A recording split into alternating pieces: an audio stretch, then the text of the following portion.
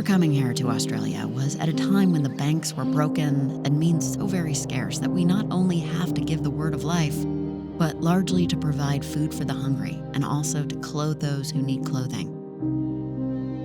It has been a time of various poverty. I do hope and pray for the Lord to provide us with the necessities of life, that we can divide with the worthy, needy poor.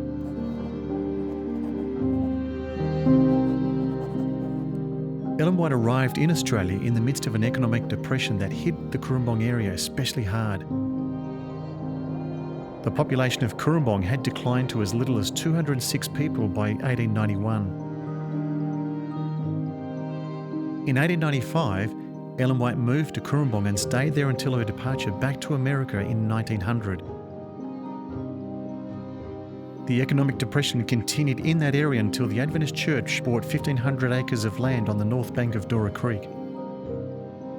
Here, they constructed Avondale School for Christian workers in 1897 and Sanitarium Health Food Company in 1900, largely due to the influence of Ellen White.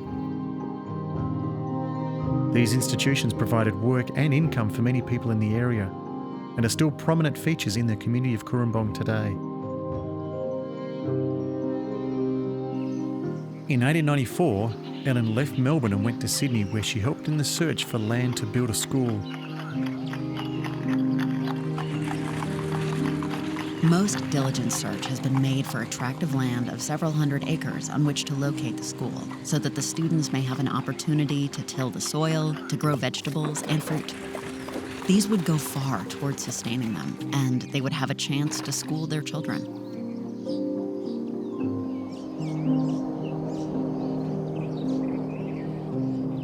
In Ellen's June 28, 1898 manuscript, Selection of a School Land at Cooranbong, she tells of a dream she had of a neat cut furrow that had been ploughed 20 centimetres deep and 1.8 metres long.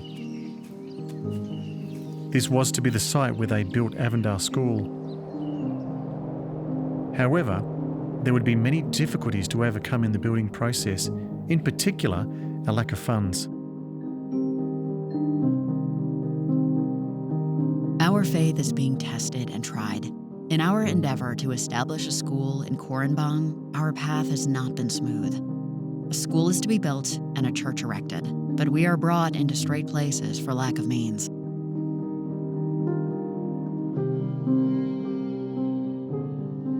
On October 2nd, 1896, Ellen laid the foundation cornerstone, and on April 28, 1897, Avondale School was opened. With only 6 staff and 10 students, she exhorted these members saying, "We must all work earnestly and intelligently to do the utmost to make this school as God would have it. No man's notions are to be brought in here." Indeed, with its small beginnings and lack of resources, Avondale School would need to totally rely on God's providence to grow and flourish. Enrolments quickly grew to 80 within the first 4 months of being open, and the campus had to be extended to accommodate the students. Shortly thereafter, Avondale established an orchard and a dairy, a printing press, and many other industries such as the sanitarium factory on the site. Ellen White believed in raising a generation that would be able to serve God in any career they chose, aiming to give students a spiritual education as well as practical skills.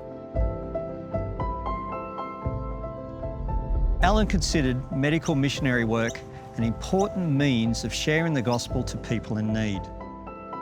The medical missionary work is the gospel in practice, working as God's helping hand. And the medical missionary work is to open the door of entrance to the truth in many places.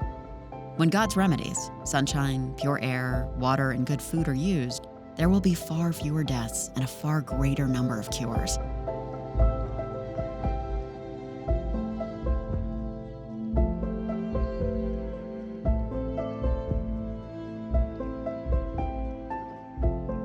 Sydney Adventist Hospital began in mid-1896 as a 7-room cottage in Ashfield, Sydney.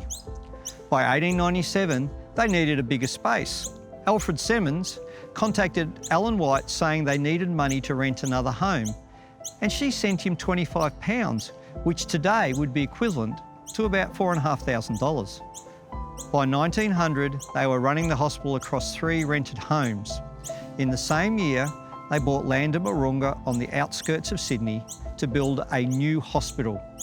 The new premises were to be known as the Sydney Sanitarium and Hospital and officially opened on January 1, 1903, with room for 70 patients. On June 10, 1973, a new 10-storey hospital was opened on the same land and called Sydney Adventist Hospital. Its establishment led to other health homes opening across Australia and New Zealand. When Alan first arrived in Cooranbong, the closest doctor was in Newcastle, which was 40 kilometres away. Alan's nurse, Sarah McEntonfer, would treat the sick for free, and patients were often brought to stay at Sunnyside. There was a great need for a health institution, and Alan was heavily involved in the plans for building this institution. She held fast to the stance that the building must have sunshine, despite protests that it would mean it would be a skewer to the road. In response, she simply said, "A skewer, let it be." So Avondale Health Retreat was opened in 1899. Alan White was passionate about spreading the health message and saw the need to build a factory to make healthy foods available to the community. The factory would be situated next to Avondale School and connected to other institutes. Alan said, God has instructed me that parents can find work in this industry and send their children to school. The establishment of the health food factory has called for means which we do not have, but we have advanced in these lines because we dared not delay. If we had waited for piles of money to be laid down in our sight, where would have been our faith?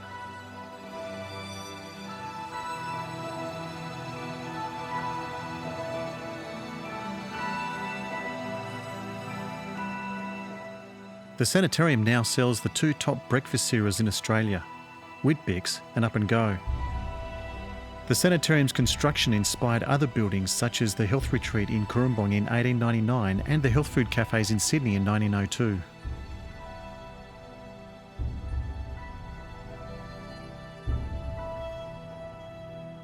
The Adventist Church membership across Australia and New Zealand upon Mrs. White's arrival in 1891 was only 655 in total across 10 churches.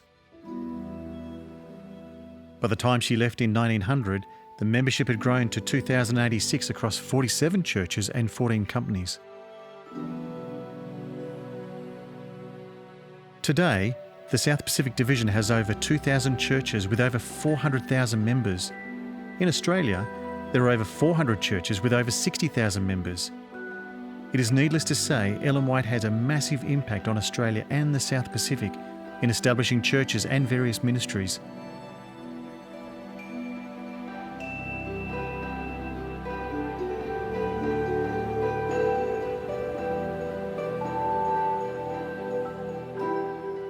Ellen White left her Sunnyside home to return to America in August 1900. Her departure was deeply felt by many new members in Australia.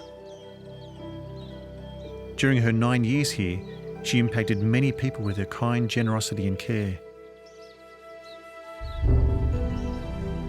Thomas Russell, a businessman in Cooranbong, said at the time, "Mrs. White's presence in our village would be greatly missed. The widow and the orphan found in her a helper.